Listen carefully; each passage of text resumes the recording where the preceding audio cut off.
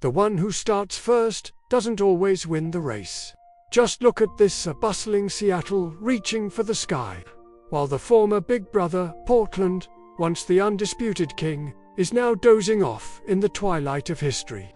Where exactly did this epic century-old comeback begin? Rewind the map 150 years, and the power dynamic was totally different.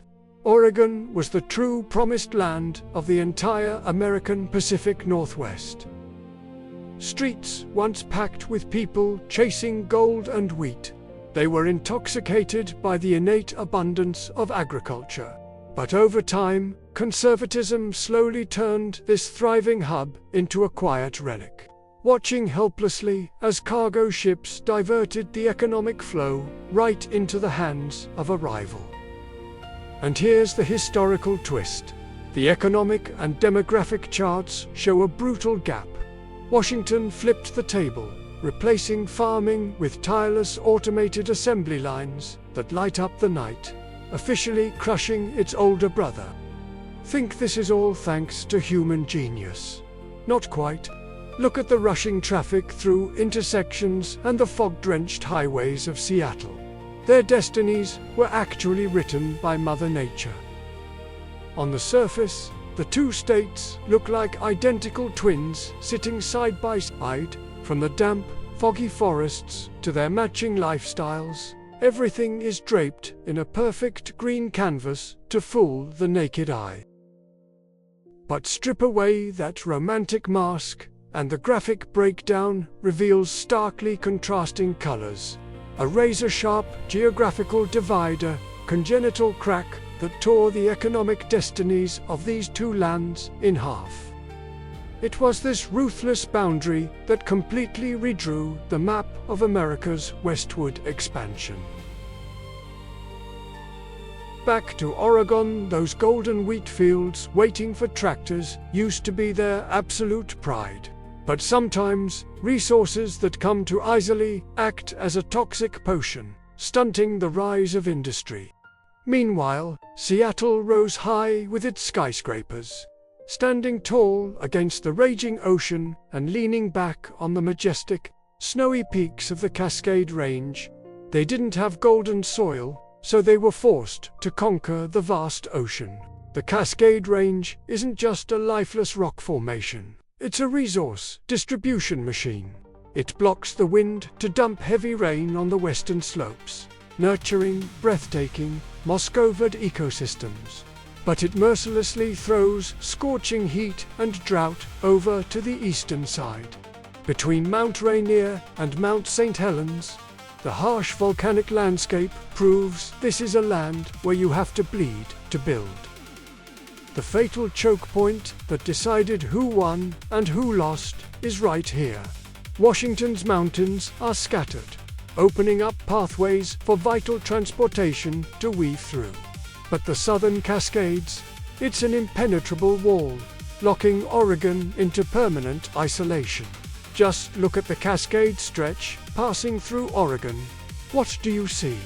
Famous peaks standing shoulder to shoulder, forming a fortress without a single gap. This extreme geographical barrier choked off the flow of migrants, forcing them to cram into one single route to survive. Ironically, that very constriction accidentally pointed them to a treasure. At the foot of this barrier lies the fertile Willamette Valley, a rich plain tucked like a jade jewel between two massive mountain ranges. With abundant water and a mild climate, this place quickly became a settler's paradise. Wheat farms sprouted like mushrooms. Oregon's agriculture rose to become an empire. But what does a well-fed empire breed? Complacency? Now, glance over at Washington. No peaceful valleys, no lush green ribbons of farmland. But the universe compensated them with a lethal advantage. Puget Sound, a stunningly busy network of natural deep water ports. Perfectly shielded by the mainland from howling storms, Washington's port system is constantly packed with anchored ships. The divergence is crystal clear. Oregon chose a life-or-death bond with farmland, while Washington embraced the ocean, welcoming the era of maritime trade. And if you think the border only matters on the coast, let's cross the mountains and look east. Same eastern direction, but the geology tells two completely different stories. In Washington, the Columbia Plateau opened up a new horizon for commerce. They didn't wait for miracles from the sky. They built hydroelectric dams and maxed out the sprawling river network. Human hands turned an arid wasteland into lush green fields, where wheat and sweet, heavy apple orchards brought in massive cash flow. Waterway veins were unclogged, sparking a boom of large cities sprouting up in what used to be a desert, drawing in massive populations. But now, look down at the eastern side of the Big Brother state, Oregon. Absolute gridlock. The internal river system meanders, then simply dries up, evaporating on bone-dry salt lakes. This closed-loop geography cut off all hope of trade, turning eastern Oregon into a vast, unpopulated wasteland, completely isolated and helplessly watching the outside world evolve. The development ceilings of both states were locked in, and the final coup de grace was the coastline. Oregon boasts a stunningly long coastline, great for a scenic highway drive, but for economic takeoff, utterly useless. Why? Because Portland, their only major port, is stuck deep inland. To reach the ocean, massive ships have to gamble their lives, crossing an estuary infamous for terrifying waves and wicked winds. In stark contrast, Washington's coastline is short but top-tier. They hold a world-class cluster of natural deep-water ports. The geographical chessboard is officially checkmate. Armed with calm, deep-water bays and gorgeous natural ports, Washington didn't just sit and stare at the sea. They mapped out a clear vision, step into the global trade game, and stretch their tentacles far beyond the continent. The result? Oregon fell further behind, crippled by the extreme divide within its own terrain. Washington, on the other hand, struck a perfect balance, connecting its west and east coasts, turning every corner into a solid economic launchpad. When the agricultural era began to close its curtains to make way for massive industrial upgrades, Oregon's innate potential suddenly became a dead weight. Their first-mover advantage just slipped right through their fingers. But wait, let's rewind the clock a bit. Thousands of years ago, indigenous people knew how to survive on the coast, living day to day by fishing. A historical blunder was waiting in the shadows to swallow this peace whole. That natural order and balance was utterly shattered when the westward expansion hurricane hit. Wagons poured in like a storm. Instead of seeking a peaceful settlement, they brought fury, plunging into endless, brutal land grabs. The government at the time was narrow-minded, stubbornly prioritizing agriculture and conservatively zoning the area.